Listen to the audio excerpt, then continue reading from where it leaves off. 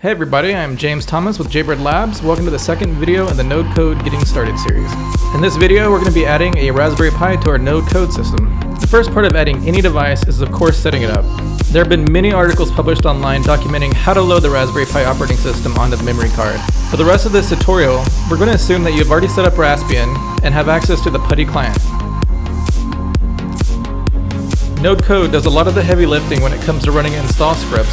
However, it needs root access to run some of these scripts. In the first part of this tutorial, I'm going to quickly show you how to allow root access over SSH. The first thing we need to do is to find the address of the Raspberry Pi that we want to connect to. NodeCode has a network scanner that will help find connected devices with an SSH port open. Let's start the scan to get the address.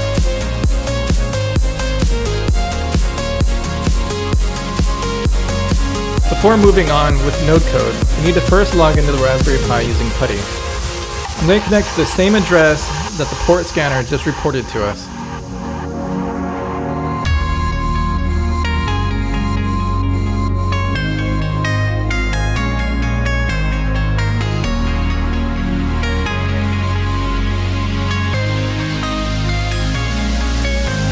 When prompted for the credentials for the Raspberry Pi, the username will be Pi and the password will be Raspberry, all lowercase. Next, run the command shown in the video to set the new root password. We're using Tor, which is root spelled backwards, but we recommend using something much stronger. After creating the password for the root user, we need to edit a configuration file to allow remoting in with root credentials. Using your favorite editor, open the file path shown in the video.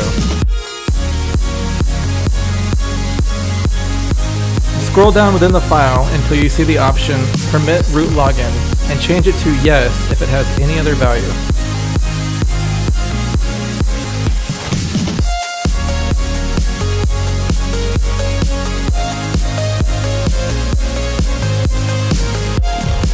Now save the file and reboot your Raspberry Pi so the change takes effect.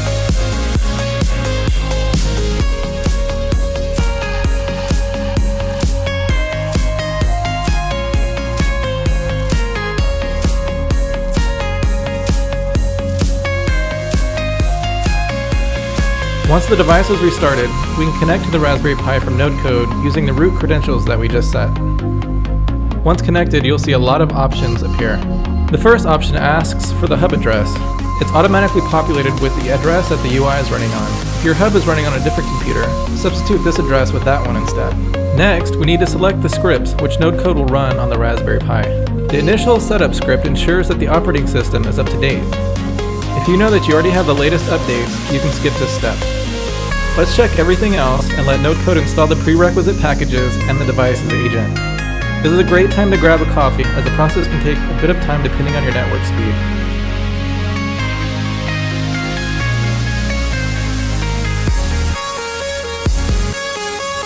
The last step starts the device's agent. Once the agent starts, you'll see the Raspberry Pi pop up in the NodeCode navigation pane. With that, you have added your first device to NodeCode. Check out the last video in the Getting Started series to learn how to create your first NodeCode program.